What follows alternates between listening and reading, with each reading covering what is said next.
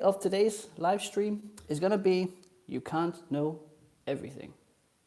Should have really called it you cannot know everything, but I cannot know everything. So this was something we touched on last week in the first ever live stream on DanishTube. We briefly mentioned it, and I felt like there was a lot to talk about with this subject. So basically, I recently heard this quote on this guy Lewis House's channel, and he talked about how when a baby is learning to walk, if it falls down, it doesn't say, fuck it, I'm not gonna bother with this walking thing. I'm just gonna, crawl for the rest of my life. They actually, of course, they don't even consider giving up this thing of submission. Maybe they roll around on the floor for a bit. Maybe they think, no, I kind of heard, I think I'll just sit here for a while. But eventually, they try it again. And I guess you can see where this metaphor is going. You can surely use it in many ways, especially with your language learning. For me, it was wow, this wave crashed into me, taking out all this self-doubt, this self-pity, all these moments in my life where I just quit something. And then I feel well, that's over with. I tried it, but now it's finished. Welcome, guys, by the way. You can always go back to something. I think that's the point. If you fall down, you can spend some time on the floor, then you can get back up. So quitting is always an option. In my experience, I had this experience with Polish, that I was learning it and it was going pretty well, and I basically quit. Yeah, my reason was that I was kind of butthurt at my ex-girlfriend, and I thought that I was getting back at her a little bit by quitting, but it wasn't at all. Actually, it would have been more of a celebration for me to continue, to become fluent, to meet somebody new, to use the language. And actually, she really enjoyed it when I was learning, and she didn't care if I made mistakes and things like that. Learning a language is the key to the native's heart. In Denmark, all around the world, I've experienced it in different countries. When you start to learn somebody's native language, you really open them. So people won't ever dislike you just because you don't know a word, because you don't know something. They're not going to think, oh, what an asshole, what a loser, he doesn't know anything.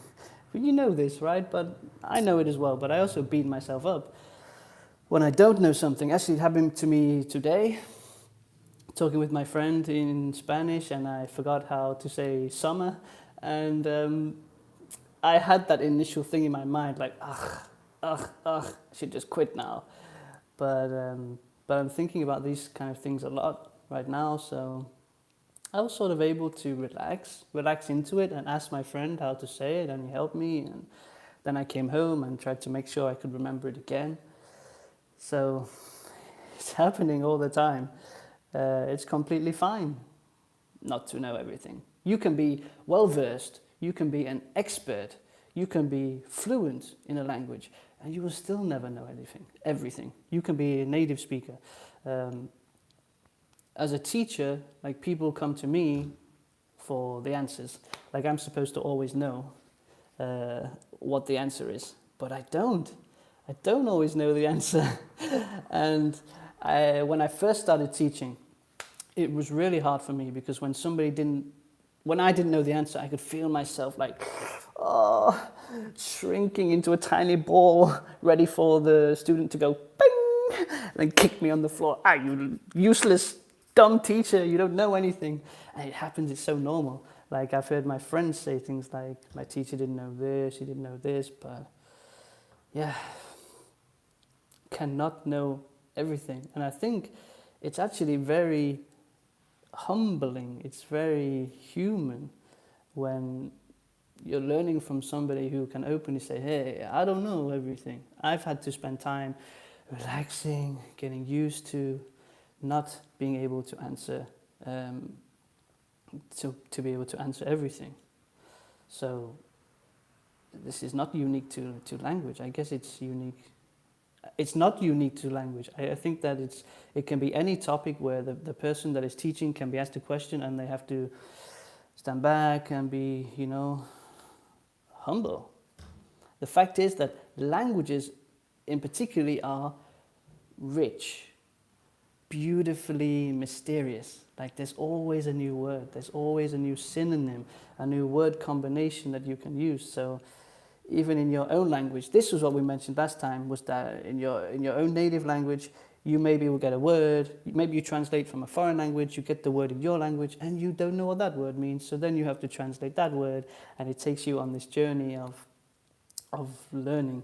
The first step is being open to that journey, because I find myself sometimes when I don't know something, I kind of shut down, like, no, I didn't know it, so, well, I'm never going to know it. But you have to be open to that beautiful first step of taking in new information. I have taught people from all over the world, and I can see right away after the first class if the person is very open to learn. Some people more than others. Some people have a very hard time putting aside their ego, and they want to jump ahead. And I mentioned last week in the live stream, that I had this problem with karate, that I went into karate thinking that I was going to be able to jump ahead, and I quickly was like, realized, okay, relax, enjoy the process, enjoy where you are now. But yeah, I've had people in my lessons where they want to jump ahead all the time. Maybe we're chatting and they're not really listening to my questions. They're kind of giving a very short answer and jumping ahead, and always wanting to just go ahead, instead of relaxing, taking a deep breath, and enjoying very slowly, learning part by part. There's no reason why we have to learn everything in one go. And I guess this is part of our culture now, right? We get everything like this. I can see it with my son now. He wants everything at his fingertips. When he wants something, he wants it now. And if he can't get it now, then he's going to flip out. He's only 3 years old, but I think it's normal for us adults. So, yeah, even though people pay for classes, they want to learn, it can still be really hard to put aside this thing of expecting to know everything, or allowing yourself to be taught by someone. I'm kind of getting a bit sidetracked from the point, I think, but yeah, that's kind of it. You can never know everything, and that's just how it is. That's the fact. So basically, when you're in these moments, when you feel like shutting down, when you feel like it's too hard because you have some holes in your language, like I've mentioned before many times, this is your opportunity to capitalize, to go home or wherever it is you're going, and to fill in those language gaps, and do it with joy, do it with with passion. I have a little quote excerpt from this book that I'm working on, and I really feel like this very simple but beneficial approach is very easily hackable by remembering, let me just read the quote for you. You will never know every word that exists, even in your native language. It will happen that you translate a foreign word into your own native language, and you still don't know what it means. Then you have to check the description of the word, or of that word, and learn how it is used. This provides you with a fork in the road. You can either pick up that fork and jab yourself in the butt, i.e. get butt hurt, or you can lick your lips, use that fork and devour those sensuous words, making them a part of your ever-growing verbal poetry. Rather a nice metaphor, I think. So you always have two options how to react, but you have to be conscious and make the effort. Go home and think about these things. I think very often we don't tend to consider these moments where because we get this rush of adrenaline in the moment where we're talking with somebody, we don't know what to say, how to say it. Yeah. So that was my quick, simple thoughts on you cannot know everything. So guys, if you want to talk a little bit more about this subject, if you feel like there was something that I was saying that was not getting through to you, you have more you want to say, you can follow the link in the description on this video and go over to a forum where you can express your views, give some ideas, give some tips, because I'm sure that you have a ton of tips and good ways to manage these situations where you you cannot communicate in the way you want to. And always remember, use your face, use your body. When you can't find the words, do some little dances and this kind of thing. But otherwise, yeah, that was it. Tak fordi I så med. I må lægge nogle kommentarer, enten på dansk eller på engelsk, det er lige meget. I'm doing these little live streams in English because I just don't want anything to be lost in translation. It's a little bit, it's a different, it's new. So that's why. But you're welcome to comment and write in the forum in either English or Danish. We can also learn from that.